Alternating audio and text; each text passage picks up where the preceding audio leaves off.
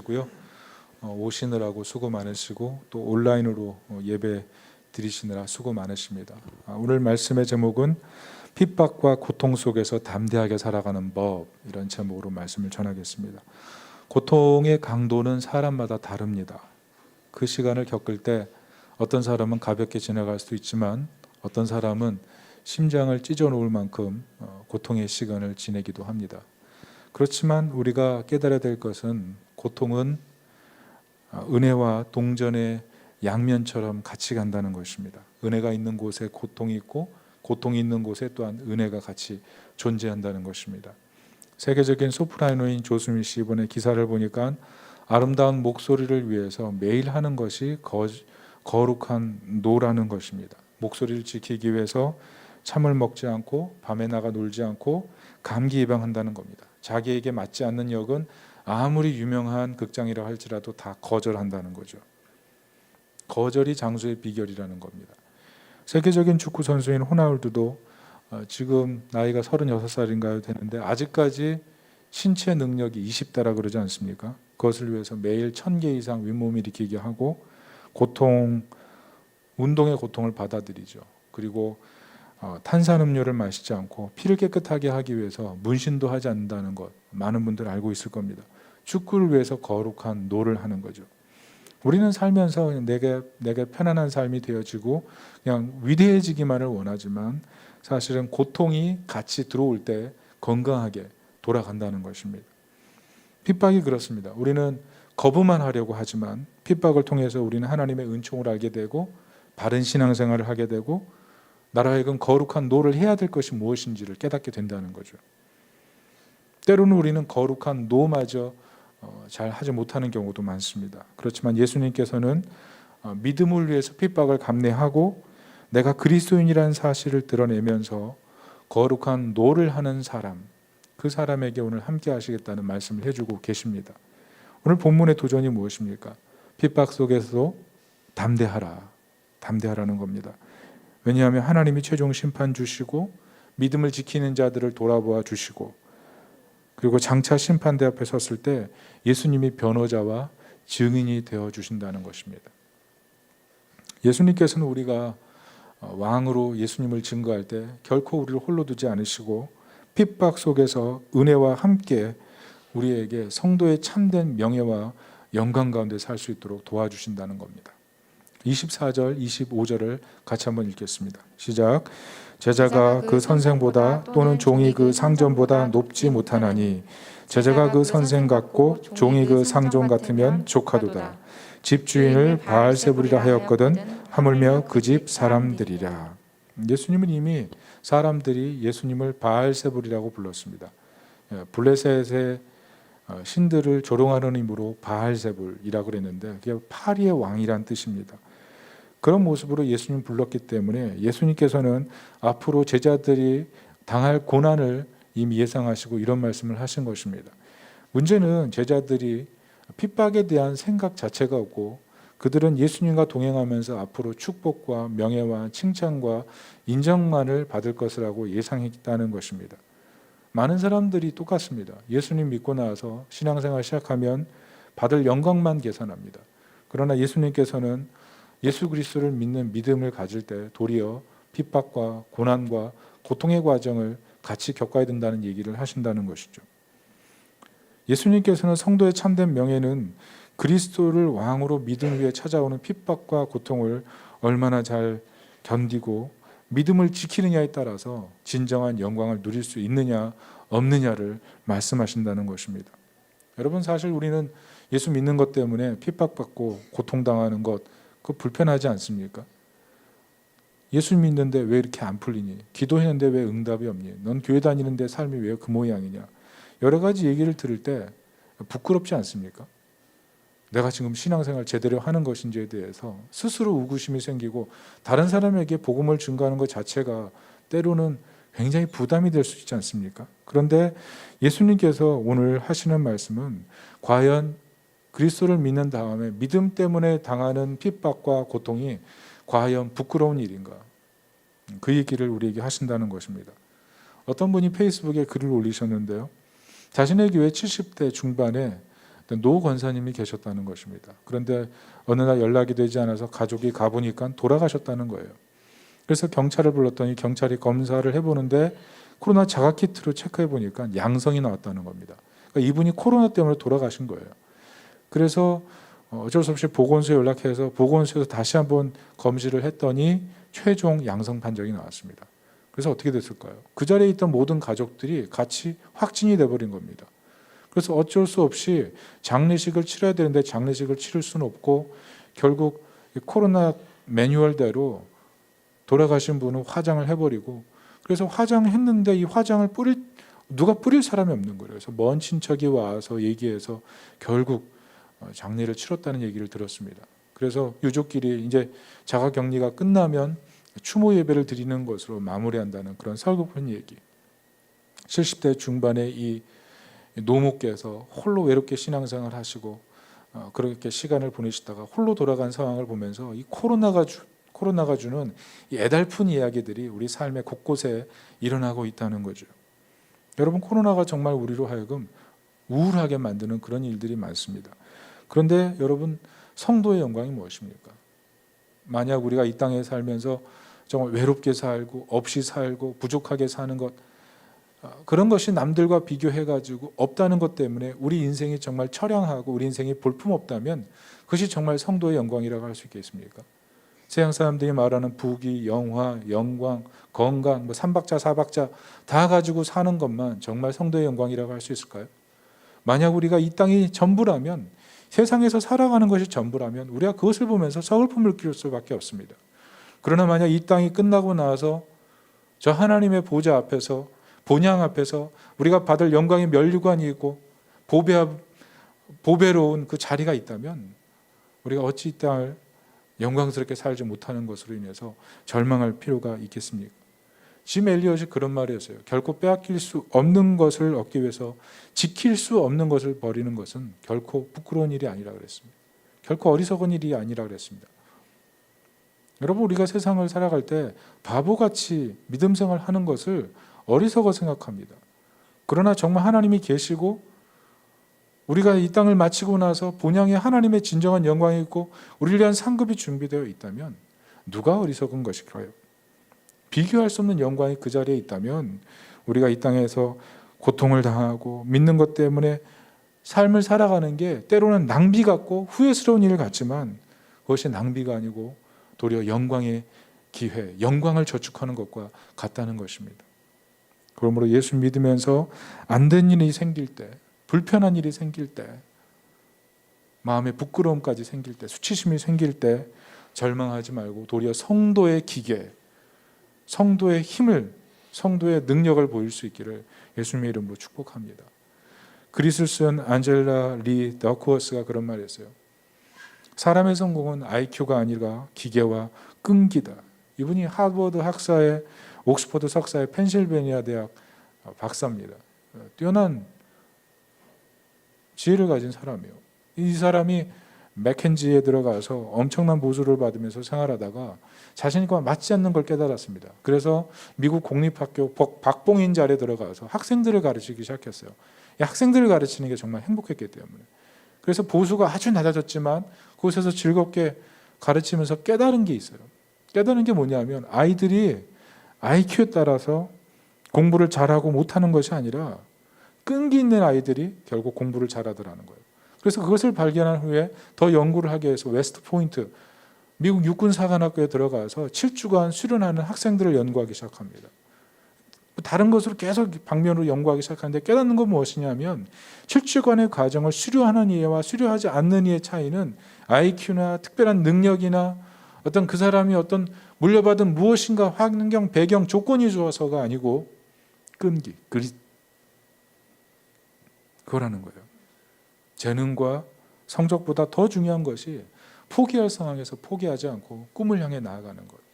그 모습이 필요하다는 겁니다. 믿음 생활도 마찬가지입니다. 성도가 기계가 있어야 됩니다. 안 풀리고 핍박당하고 무력감이 들 때, 요즘 기독교인들이 코로나 때문에 여러 가지 욕도 먹고 어려움 당하고 창피하고 전도가 안 되고, 그러나 그런 상황에도 불구하고 성도가 인내하고 기계를 잃지 않는 것, 성도가 영광스럽게 삶을 매일 살아가려고 하는 것, 거기에 영광이 있다는 것입니다. 그리고 생각해 보십시오. 어떻게 우리가 살면서 평생 좋은 일만 우리에게 일어나길 바라야 되겠습니까? 여러분, 기독교인들은 항상 행복하고 기독교인이 아닌 사람들은 맨날 불행하면 기독교인들 행복할까요?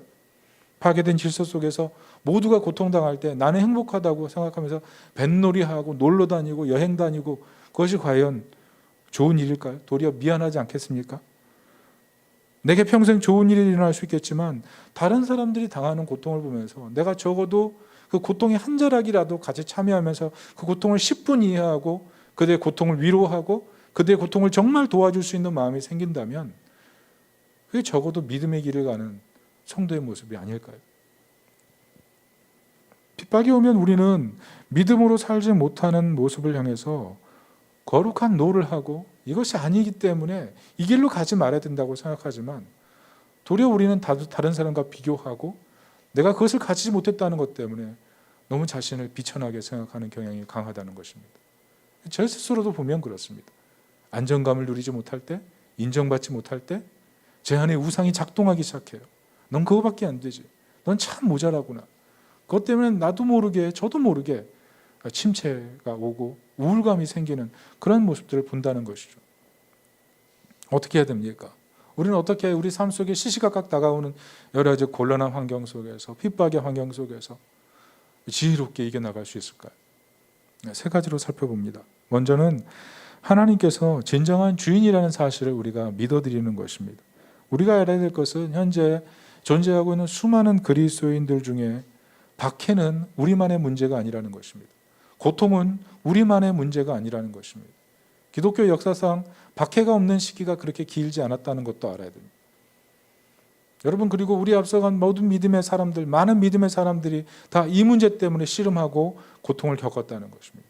왜 세상에 악이 존재하고, 왜 세상에 불편함이 존재하고, 왜 신앙생활하면서 어려움 가운데 하나님이 인도해 가시는지 잘 이해할 수 없는 그런 환경을 너무나 많은 사람들이 겪으며 걸어갔다는 것입니다. 그것을 우리가 알아야 돼요.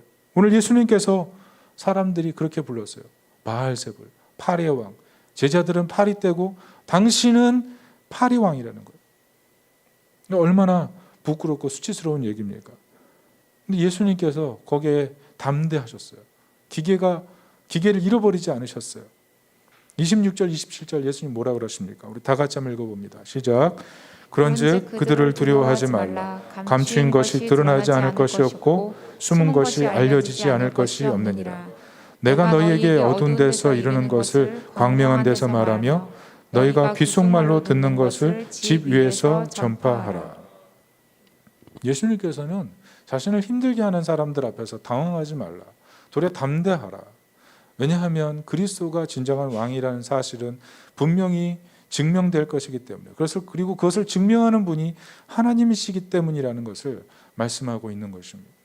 여러분, 그렇기 때문에 우리가 이 땅에서 고통을 당하고 세상적인 영광을 잠시 잃어버린다 할지라도 부끄러워할 필요 없이 그리스도가 왕이심을 집 위에서 증거하고 광명한 데서 선포하는 것, 그게 바로 성도의 모습이라는 것입니다. 비록 우리가 삶에서 다른 사람과 비교해서 현재 상황이 좋지 않다 할지라도 우리가 성도의 영광을 잃어버린 것이 아니기 때문에 그렇습니다. 도리어 비록 세상이 주인 같아 보이고 나는 지금 아무것도 없다 할지라도 주인은 바뀐 것이 아닙니다. 세상의 주인은 사람들이 아니고 여전히 하나님이라는 사실을 우리가 믿고 담대하게 살아가야 된다는 것입니다. 특별히 28절은 뭐라고 그럽니까? 몸은 죽여도 영혼은 능히 죽이지 못하는 자들을 두려워하지 말고 오직 몸과 영혼을 능히 지옥에 멸하실 수 있는 일을 두려워하라. 여러분, 우리가 가장 두려워하는 게 무엇입니까? 세상 사람들이 가장 두려워하는 것은 육체의 죽음입니다. 우리의 시간이 끝나는 거예요. 우리가 가지고 있는 건강, 우리가 가지고 있는 지식, 우리가 가지고 있는 명예, 우리가 가지고 있는 모든 것이 그 죽음이라는 것 하나에 있어서 순간적으로 다 신기루처럼 사라져버릴 수 있는 것. 그게 바로 죽음의 능력입니다. 이 죽음의 능력은 누구도 깨트릴 수가 없습니다. 그런데 이 죽음의 능력보다 더 무서운 것이 뭐냐면 영혼입니다. 영혼. 이 영혼 자체가 사라지는 것. 육신이 끝나면 우리 영혼이 하나님과 영광의 잔치가 시작되는데 이 영혼을 지옥에 멸하시는 존재가 있다는 거죠. 그게 바로 하나님이시라는 거죠. 그 영광의 주인. 그분 앞에서 우리는 이 땅에서 어떤 인생을 살아야 될지, 저 하나님 나라에서 받아야 할 상급이 무엇인지를 계산하고 사는 것, 그게 바로 진정한 지혜의 삶이라는 것입니다. 요한계시록 14장 7절은 이렇게 말하고 있죠. 그가 큰 음성으로 이르되 하나님을 두려워하며 그에게 영광을 돌리라. 이는 그의 심판의 시간이 이르렀음이니 하늘과 땅과 바다와 물들의 그 근원을 만드신 이를 경배하라. 하나님의 주인 되심, 하나님의 심판주 되심. 여러분, 근데 이 말은 결코 우리를 힘들게 하고 어렵게 하는 사람을 하나님이 심판주고 위대하신 주인이기 때문에 무시하라는 말이 아닙니다. 베드로전서 2장 18절에는 이렇게 나옵니다. 사한들아, 범사에 두려움으로 주인에게 순종하고 선하고 관용하는 자들에게만 아니라 또한 까다로운 자들에게도 그리하라. 여러분, 이 까다로운이라는 것이 영어로 unjust입니다. unjust, 불공정한, 우리를 불편하게 하는 사람들, 우리 감정을 상하게 하는 사람들, 빈정거리는 사람들, 잘난 체하고 자기들끼리 모여서 삐걱삐걱대는 그런 모습 보면서 우리에게 모멸감을 느끼게 하는 사람들. 근데 그런 사람들 사이에서 우리가 예수 믿는 사람으로 그들을 무시하고 같이 똑같은 방식으로 대우하는 것이 아니라 하나님의 심판주 되심과 하나님의 주인 되심을 드러내기 위해서 그들을 지혜롭게 순종하는 모습이 필요하다는 것입니다. 내가 믿음이 있기 때문에, 나는 하나님의 자녀이기 때문에 내가 있는 조직의 질서보다 더 우월한 존재라는 생각을 갖고 있는 것이 아니라 그 조직의 생리에 맞게, 그 조직의 요구에 맞게 더 실력을 키워서 그 조직을 부하고 건강하게 만들고 내가 다니고 있는 회사를 더 영광스럽게 만들어주기 위해서 최선을 다하는 삶, 그것이 바로 예수님 믿는 믿음의 사람들이 가야 될 길입니다. 그 자리에서 비록 믿음을 갖고 있다고 해서 불편함을 경험한다고 나를 어렵게 하는 사람들을 궁지에 몰아넣는 것은 지혜로운 모습이 아니라는 것이죠. 그러므로 핍박이 오고 고통이 올 때 우리가 항상 문제는 핍박에만 너무 초점을 맞추는 것입니다. 고통의 문제에만 너무 확대해서 재해석하는 거예요. C.S. 루이스가 사자와 마녀와 옷장이라는 책에서 그런 얘기를 합니다. 사자왕 아슬란이 아이들을 모아놓고 얘기를 해요. 아이들아, 마녀를 이기는 법이 뭔지 아니? 아이들이 뭐예요? 뭐예요? 이렇게 물어봐요. 그때 아슬란이 이렇게 얘기를 하죠. 결코 마녀의 눈을 보지 마라. 눈을 정면으로 보는 순간에 영혼이 홀린다. 이런 얘기를 합니다. 여러분, 우리의 문제는 뭐냐면 항상 우리의 문제만 바라보는 겁니다. 고통의 문제만 바라보는 겁니다. 핍박의 문제만 바라보는 겁니다. 사람만 바라보는 겁니다. 환경만 바라보는 겁니다. 우리의 마음만 바라보는 겁니다. 안 될 일만 바라보는 겁니다. 나는 이것밖에 안 되라고 생각하는 것입니다. 그게 바로 마녀에게 홀리는 방법이라는 거예요.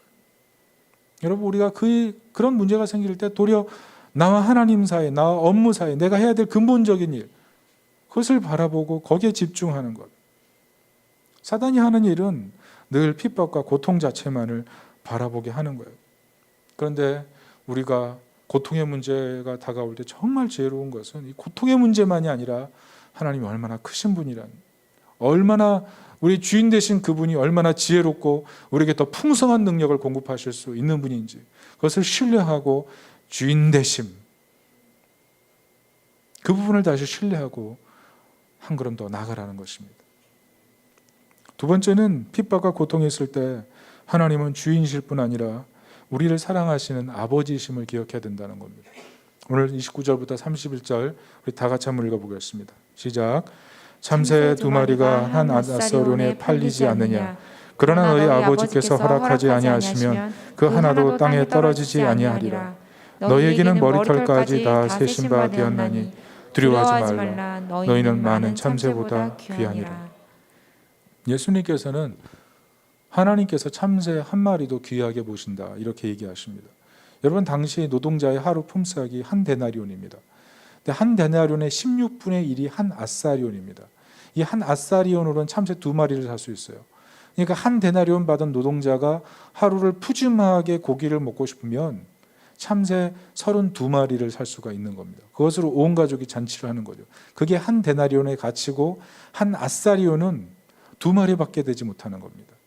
그런데 이 참새 한 마리, 노동자의 하루 품삯으로 사람들이 먹고 살 수 있는 이 참새 하나하나가 땅에 떨어지는 그 순간을 우리 하나님 아신다는 거죠. 여러분, 요즘 사람들 누가 참새 먹습니까? 근데 옛날 사람들 참새 먹었어요. 우리나라 사람들도 참새 먹었어요. 여러분, 요즘 보면은 참새가 주변에 날아다니죠. 주변에서 막 모이 먹고 그러죠. 옛날에는 사람 옆에 오지 않았습니다. 왜냐하면 다 잡아먹었거든요. 다 잡아먹었어요. 여기 지금 20대 30대 분들 포장마차 여러분 요즘 가보십시오. 거기 참새 안 팔죠. 옛날엔 참새 팔았어요. 참새 요리해가지고 우동이랑 같이 먹었습니다. 여러분 그거 모를걸요? 저 포장마차 가서 참새 시켜가지고 구경했어요. 먹을 게 없어서 안 먹었죠. 먹을 게 없어요. 참새 그 조그만 게 뭐가 있습니까? 정말 불쌍합니다. 그 예쁜 참새를 갖다가 구이로 만들어 놓은 참 인간이 못됐다 이런 생각하면서 저 이제 안 먹어 조금 먹었습니다. 이렇게 조금 근데 뭐 맛이고 뭐고 모르겠어요. 그런데 이 참새 한 마리가 땅에 떨어지는 것 그것조차도 하나님 아신다는 거예요. 그러면서 하시는 말씀이 너희는 그것보다 더 귀하다는 거예요. 너희는 머리털까지 세신바 될 정도로 세세하게 너희를 알고 있다. 세신바 하나하나 세고 계신다는 뜻 아니에요. 우리를 그렇게 소중하게 생각하는 분이 하나님 아버지라는 사실입니다. 여러분 우리가 살면서 하나님에 대해서 섭섭한 일이 있는 분들 있죠. 내 환경이 좋지 못하고 내게 일어난 일로 인해서 하나님에 대한 거절감이 생기는 분들이 있어요. 하나님 왜? 하나님 왜? 그렇게 생각하는 분들이 있어요. 그러나 그럼에도 불구하고 하나님이 나의 아버지시고 나에게 주실 것이 가장 좋은 것이라는 사실을 믿고 믿음으로 기다리는 사람들, 그 사람을 향해서 하나님이 귀하게 보시고 그를 더 특별히 생각하시고 하나님을 신뢰하는 그 마음을 보시고 은혜를 베풀어 주신다는 것입니다. 그러므로 두려움을 이기는 지혜는 세상적인 어떤 것이 내게 풍성해지는 것보다 나로 하여금 하나님을 더 사랑하도록 내 신앙을 개혁하는 거예요. 나로 하여금 하나님을 대체하는 나의 특별한 나만의 사랑, 내가 추구하는 무엇인가를 내려놓고 내 신앙을 개혁해서 나로 하여금 아버지 되신 그 하나님을 사랑하고 그분을 신뢰하는 마음으로 나아가려고 하는 삶, 그 신앙 개혁이 매일 있어야 된다는 거죠. 다니엘서 1장 8절을 보면 이렇게 말합니다. 다니엘이 뜻을 정하여 왕의 진미와 포도주로 자기를 더럽히지 아니하니라. 다니엘이 왕궁의 법도 안에서 시도했던 게 무엇이냐면 신앙 개혁입니다. 사람들이 사랑하는 게 명예고 사람들이 사랑하는 게 성공인데 그 상황 속에서 자신은 왕의 진미를 먹지 않고 그냥 야채를 먹으면서 하나님이 주신 힘으로 살아보려고 하는 그런 거룩한 개혁, 거룩한 시도, 세상적인 성공, 세상적인 명예보다 하나님의 능력으로 살아가 보려고 하는 그 거룩한 신앙 개혁, 하나님께 인생을 거는 그 신앙 개혁, 결국 사자굴의 시험도 이기지 않습니까? 여러분 우리가 문제에 얽매이는 이유는 결국 우리가 해야 될 신앙 개혁을 알고 있지만 자꾸 미루는 거예요. 내일로 미루고 다음으로 미루고 모레로 미루고 다음에 하지 생각하는 거죠. 자기개발자 멜 로빈스가 이런 말을 했습니다. 사람은 얼굴을 보고 그 사람의 기분을 파악하는데 0.033초 걸린다. 딱 얼굴을 보면 그 사람의 감정을 그대로 파악할 수 있다는 거예요. 그 사람의 상태를 알 수 있다는 겁니다. 그리고 또 이런 얘기를 합니다. 해야 할 일을 결정을 내릴 때 5초 안에 행동하지 않으면 행동하지 못한다.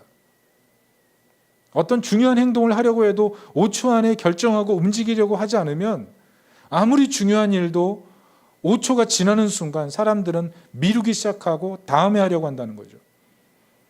우리도 보면 어떻습니까? 분명히 하나님에 대한 신뢰를 가져야 될 상황이에요. 내가 신앙이 개혁돼야 될 부분이 있어요.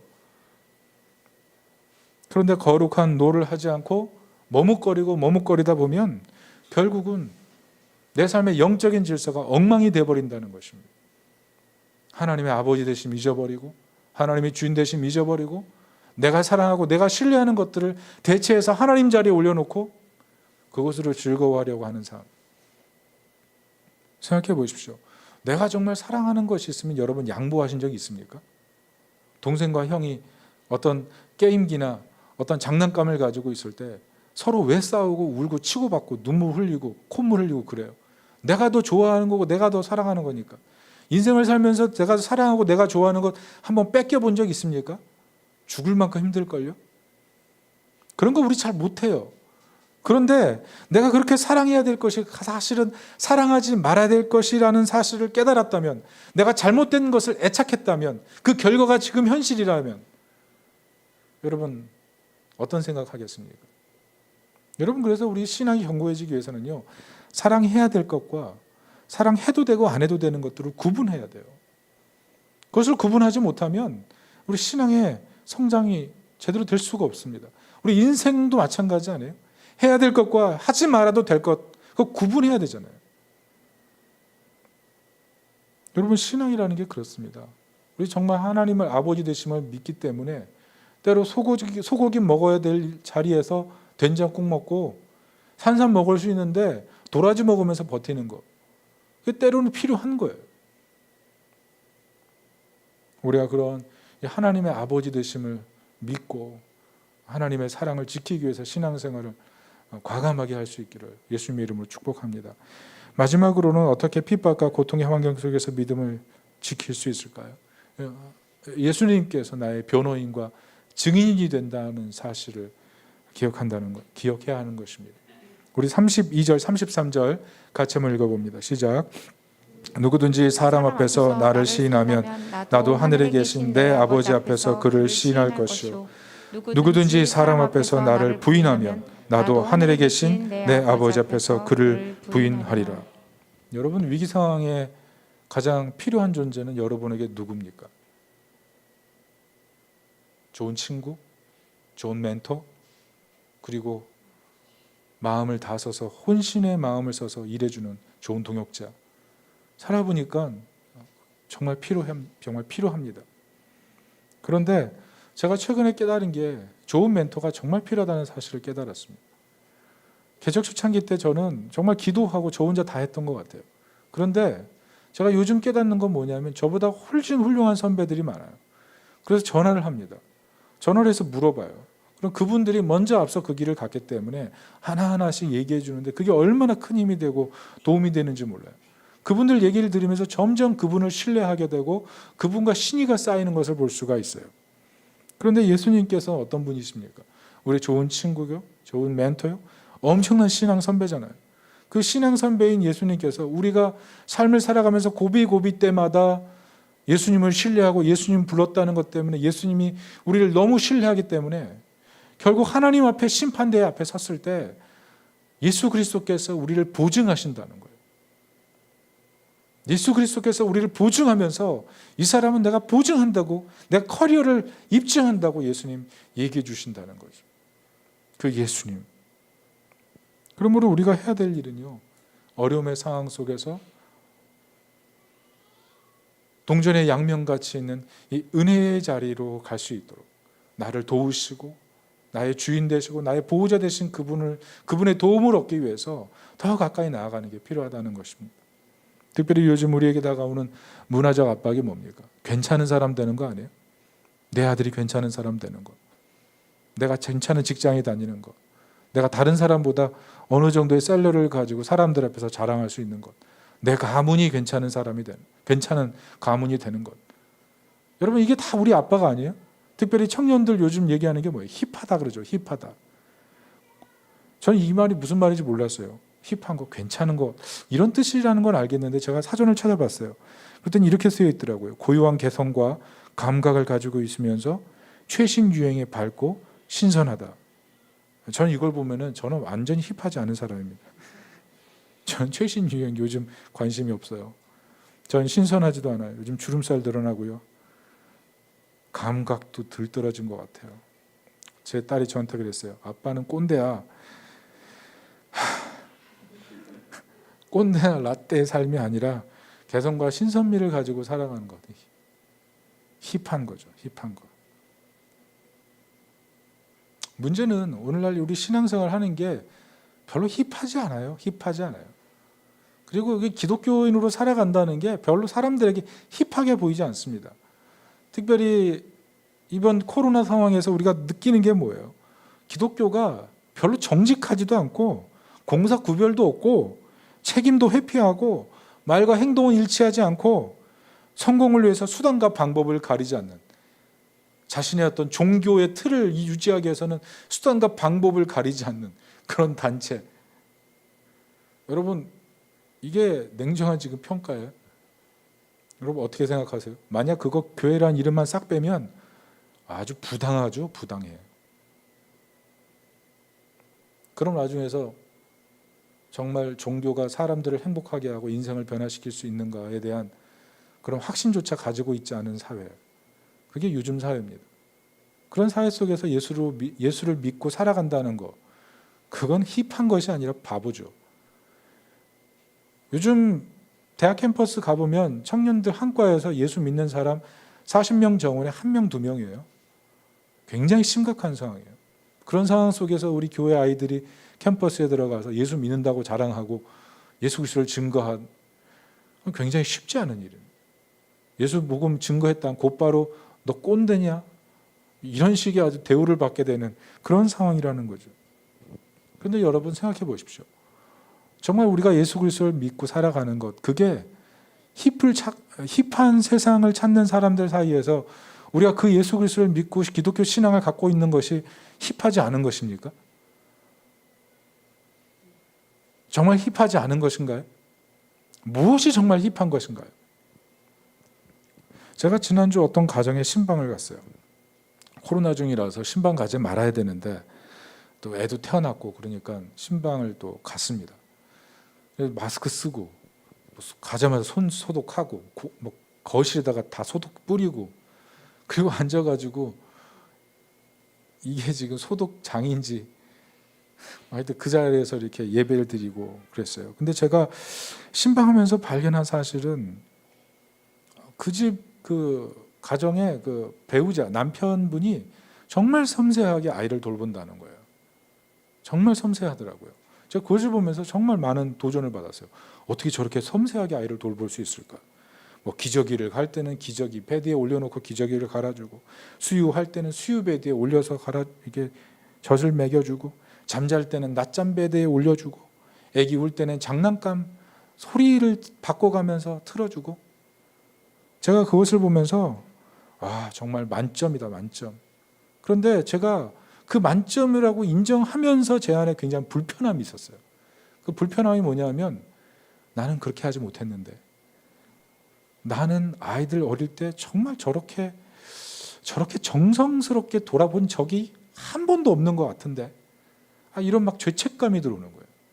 그러면서 신방을 와서 은혜를 끼쳐야 되는데 빨리 집에 가고 싶은 거예요.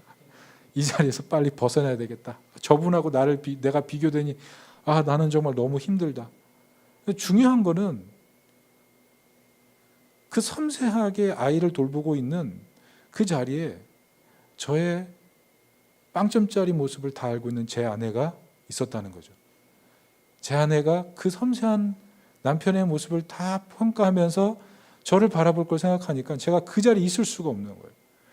그래서 은혜롭게 하여튼 끝내고 집에 돌아가는데, 차를 타고 돌아가는데 차 안이 고요와 정적이었습니다.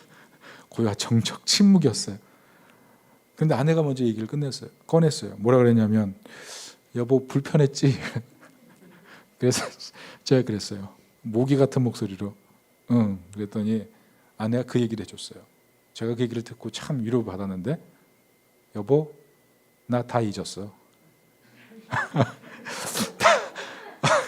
다 잊었다. 걱정 마, 안심해. 제가 그 얘기를 듣고 이게 복음이구나. 이게 정말 복음이구나.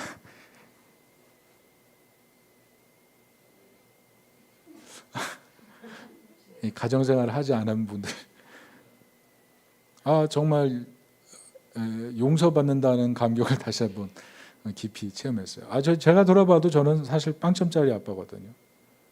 지금도 잘 못하고 있고, 그리고 과거에는 더 훨씬 못했고, 아이를 돌아보고 아이가 커가고 아이가 자라갈 때 제 아내 옆에서 고충을 한 번도 도와준 적이 없는 정말 낙제점짜리 아빠였거든요. 근데 그것을 나이 들어가면서 더 깨닫게 되고, 신방 갈 때 깨닫게 되고, 요즘 우리 아이들이 저에게 하는 모습을 보면서 더 심각하게 깨닫게 돼요. 정말 제대로 못했구나. 그런데 복음이 무엇이냐 하면 하나님은 잊어주신다는 거죠. 우리의 허물과 우리의 약점, 우리의 잘못했던 그 과거대로 우리를 평가하지 않으시고 우리를 용서하시고 새롭게 하신다는 거죠. 우리가 했던 행위대로 보시는 것이 아니라 그 아들 예수 그리스도를 통해서 의롭게 된 모습으로 우리를 받아주신다는 거죠. 우리가 옛모습으로 옛사람으로 나 자신을 바라보고 그래 나는 형편없어라고 생각하는 그 순간에 아니야 너는 새로운 피조물이라고 말씀하시는 분이 우리 하나님이시라는 거죠. 오늘 예수님께서 내가 너를 보증한다고 말씀하신다는 건 하나님의 심판대 앞에 내가 서 있을 때 하나님 내가 이 친구를 위해서 죽었습니다. 이 사람의 옛죄는 나의 피로 이미 덮였습니다. 예수님이 그렇게 변호해 주신다는 거예요. 우리가 하나님 안에서 결코 정죄함이 없는 영광스러운 존재로 새로운 피조물로 거듭난 것, 그게 복음의 결과라는 것입니다. 여러분 힙한 것이 무엇입니까? 내 존재가 새롭게 되고 사람들 사이에 더 즐겁게 살아가고 사람들 사이에 더 정체성 있게 보여지고 주체적으로 보여주는 것이 사실은 힙한 거예요. 그런데 복음의 약속은 우리로 하여금 정말 힙하게 살아가게 만드는 거예요. 내 존재가 바뀌었다는 거예요. 영광스러워졌다는 거예요. 새로워졌다는 거예요. 우리 미래가 바뀌었다는 거예요. 내 존재 가치가 달라졌다는 거죠. 무엇으로 우리 존재를 정말 증명할 수가 있습니까? 점수로 증명할 수 있습니까? 내가 얼마나 다른 사람보다 잘 사는지로 증명할 수 있습니까? 우리 가문이 어떤 가문인데 이런 걸로 증명할 수 있습니까? 내가 태어나서 지금까지 어떻게 살았는지, 내가 얼마나 행복하게 살았는지, 그것으로 내 존재 자체가 정말 힙하게 되는 것입니까? 아니요. 그거는 그냥 사라질 수 있는 거예요. 사라질 수 있는 거예요. 죽음으로 끝나버릴 수 있는 거예요. 바람같이 사라져버릴 수 있는 거예요. 그런데 나의 영원한 정체성, 그 정체성이 복음 안에서 새롭게 되어 내 존재 가치가 이미 결정되어 있다는 거예요. 그게 복음이에요.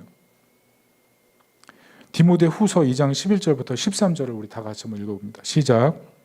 미쁘다 이 말이여 우리가 주와 함께 죽었으면 또한 함께 살 것이요 참으면 또한 함께 왕노릇할 것이요 우리가 주를 부인하면 주도 우리를 부인하실 것이라. 우리는 미쁨이 없을지라도 주는 항상 미쁘시니 자기를 부인하실 수 없으리라. 우리는 미쁨이 없을지라도 우리를 미뻐하시는 그의 은혜 속에 사는 거예요. 그래서 우리가 믿음으로 참는 거예요. 어려운 상황에서 믿음으로 참는 거예요. 지금 현실은 비록 내 삶에 풀리지 않는 숙제 같은 게 있을지라도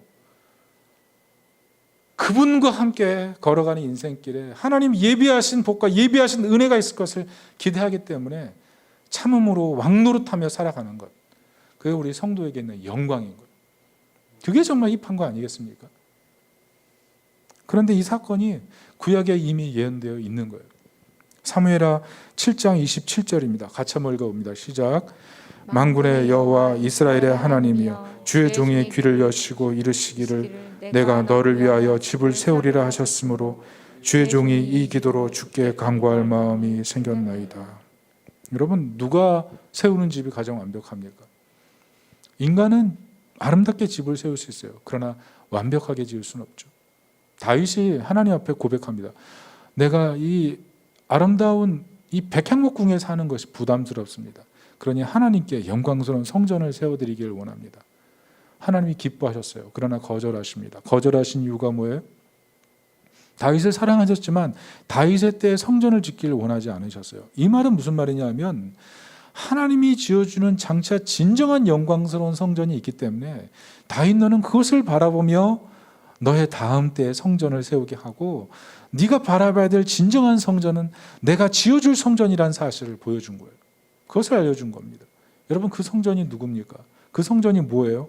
바로 예수 그리스도를 통해서 이 땅에 세워지는 보이지 않는 참 성전, 우리 안에 성령이 임하심으로 우리 안에 세워진 참 성전, 그게 바로 하나님이 세우신 우리 안에 집인 것입니다. 우리가 하나님의 성전이 된 것, 그게 바로 기적이에요. 우리 존재 자체가 바뀐 거예요.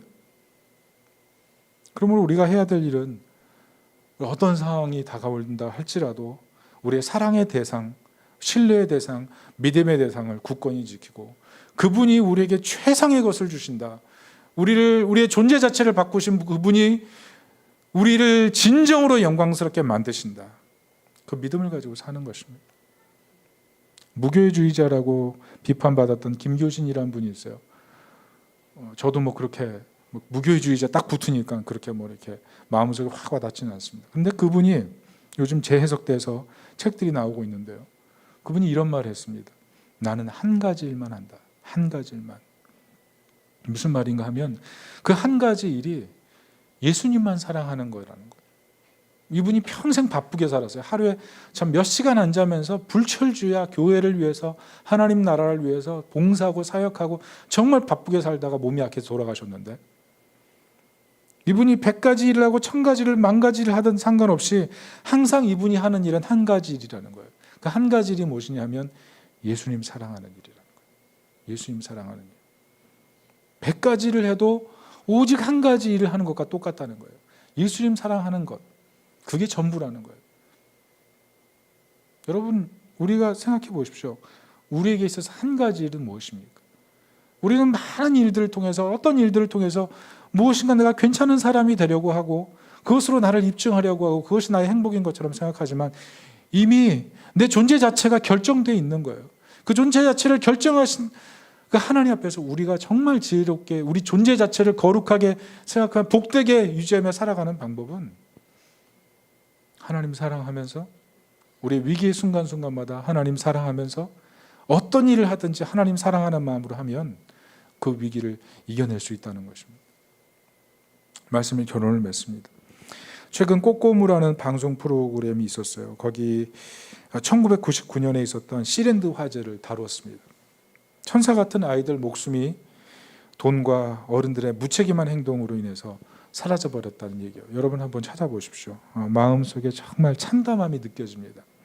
그런데 놀라운 것은 아이들이 사망한 후에 한국 어린이 재단, 안전재단이라는 곳이 만들어졌다는 거예요. 그런데 더 놀라운 것은 이곳이 국가가 아이들의 희생을 기념하면서 세운 단체가 아니고 피해 유족들이 국가로 받은 보상금을 가지고 아이들이 안전한 세상을 만들기 위해서 재단을 만들었다는 거죠. 법인 단체로 등록해서 지금도 존재한다는 거예요. 이 사회에 소외되고 힘들어하는 어린이들을 돕기 위해서 존재한다는 거예요. 정관도 써 있고요. 홈페이지 가보시면 여러 가지 내용들이 있어요. 그런데 그분들이 사건 백서를 직접 써가지고 거기에 이런 글을 써놨어요. 모든 생명이 존중받는 사회를 만들길 원합니다. 모든 생명이 존중받는 사회를 만들길 원합니다. 모든 생명. 여러분 생각해 보십시오. 지금 사회가 정말 합리적인 사회고 이성의 바탕에 세워진 사회입니다. 새로운 포스트 모더니즘이 와서 무엇이 진리인지 무엇이 가짜인지를 더 명확히 드러내기 위해 발버둥 치는 그런 사회입니다. 그런데 과연 정말 존중받는 사회가 되어가고 있습니까? 정말 존중받는 사회가 되고 있습니까? 어린아이들이, 청소년이, 청년들이, 노년들이, 장년들이 존중받고 있습니까? 여러분 힙한 게 도대체 뭘까요? 괜찮은 사람이 되는 게 정말 뭘까요? 우리는 이것 때문에 너무 힘들어요. 너무 힘들어한다고요. 그런데 정말 너무 힘들어한다는 이유는 우리가 살아가면서 인생을 걸고 있는 것들이 정말 괜찮은 게 아니라는 거예요. 정말 괜찮은 거면 우리가 이렇게 힘들 이유가 없는 거죠. 여러분, 복음 약속이 뭔지 아십니까? 복음 약속이 무엇이냐면 누구도 존중받지 못하는 사회 속에 예수님 오셔서 자신이 정말 존중받지 못한 채 돌아가셨지만 존중받지 못하는 사람들에게는 진정 존중받는 자리로 상황을 바꿔놓으신 거예요. 그게 복음 약속. 누구도 존중받지 못하는 이 세상의 질서를 바꾸기 위해서 예수님께서 존중받지 못하는 모든 사람들의 존중받지 못함을 몸에 짊어지시고 죽으셔서 우리에게는 진정한 존중받음의 축복을 허락해 주시고 자신은 존중을 다 뺏기신 채 돌아가신 사건, 그게 바로 십자가 사건이라는 거예요. 그것이 바로 우리에게 임한 은혜라는 것입니다. 여러분, 그 예수님께서 오늘 얘기하십니다. 존중을 잃었느냐? 네가 지금 존중을 잃고 사람들의 평가 때문에 괴로워하느냐? 두려워하지 마라. 담대하라. 믿음을 가져라. 내가 너를 이미 존중된 존재로 바꿔놨다. 너의 가치는 점수나 학교나 미래나 직장이나 어떤 가정에 있느냐, 그것이 아니고 내가 내 생명을 바꿔준 존재라는. 여러분, 하나님은 때로 고통과 어려움들을 우리 삶에서 제거하지 않으십니다. 왜 그러는지 잘 모르겠어요. 그런데 고통과 은혜는 동전의 양면처럼 우리에게 다가온다는 사실을 우리 기억해야 돼요. 그래서 고통을 하나님 우리에게 제거하시기보다 때로는 고통을 이길 수 있도록 도우세요. 그래서 우리가 해야 될 일은 고난이 있어요? 어려움이 있어요? 그러나 성도의 기계를 잃지 않고 믿음으로 버티는 거예요. 믿음을 지키는 거예요. 우리가 할 일은 우리를 존귀하게 만드신 그 예수 그리스도를 바라보면서 내가 얼마나 존중받은 자인지, 내가 얼마나 가치 있는 자인지, 내가 얼마나 소중한 존재인지, 내가 얼마나 새롭게 된 사람인지 그것을 늘 기억하면서 주님 그렇습니다. 주님 그렇습니다. 내 상황이, 내 현실 속에서 나를 바라보는 여러 가지 평가가 다양하지만 그러나 그럼에도 불구하고 나는 소중합니다. 나를 소중하게 만드신 주님, 주님 의지하기 원합니다. 그 믿음으로 살아가는 거예요. 그것이 바로 이 세상을 살아가는 진정한 지혜고 진정한 능력인 것을, 그것을 믿으시기를 예수님의 이름으로 축복합니다. 아멘. 우리 다 같이 찬양하겠습니다.